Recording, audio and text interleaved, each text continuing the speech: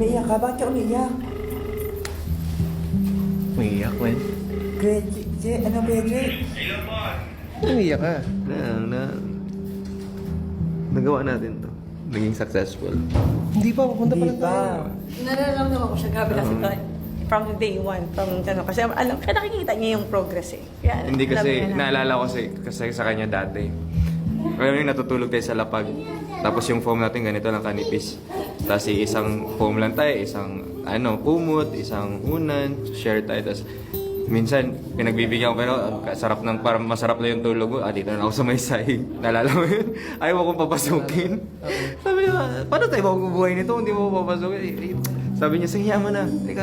Sabi mo sa akin, tiwala kasi pag dating ng panahon, pag naabot ko na yung tuktok sa tagumpay, hindi kita kakalimutan, dadalhin kita. Tapos yung time na yun na punta tayo doon kasi may gig ka doon sa PTA meetings doon sa Pasig. Naalala ko dati 3,000 yung TF tapos nangingi pang discount yung teacher na yun. Sabi 2,500 na lang tapos pinatos mo pa rin. Tapos on the way tayo, syempre gutom na gutom tayo ganun. Pumunta tayo sa Tapsilugan tapos yung pera mo 70 lang. Kasi may gusto ka talagang kainin na doon na ulam yung paborito mo na na sinigang na baboy.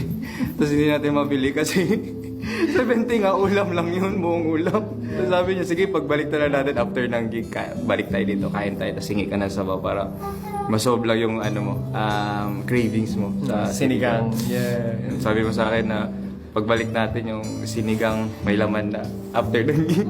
Hindi ko talaga makalimutan yun. No? Pagdating natin doon, perform ka sa mga teachers. Tapos from 3,000, naging 2,500 yung TF mo. Tapos pagdating na after perform, so, nangiwan ng discount ulit, 2,000 na lang.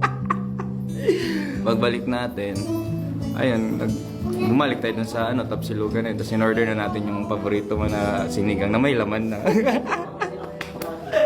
Thank you. Man, anong thank you? Sa'yo ako magte-thank you. Kasi sa'yo mo pinagdaanan namin yun sa buhay. Pero hanggang ngayon magkasama kami. So ngayon, papunta na kami doon sa ating meet and greet. Pagkikita-kita at hindi lang siya makapaniwala na nangyayari na lahat ng ito. Nagawa natin ng in less than 1 week. Yeah.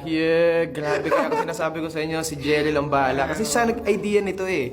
Sabi niya, Tol, gusto kong magkita-kita tayo ng mga kamag-anak. So sabi ko, paano ba? Sabi niya, sige, padala mo ako sa Maynila. Aasikasuhin ko. Yun lang sinabi niya. Alright, so tuloy na tayo. Pupunta na kami sa Mall of Asia. Yeah, andun na lahat ng mga kamag-anak natin. And let's go.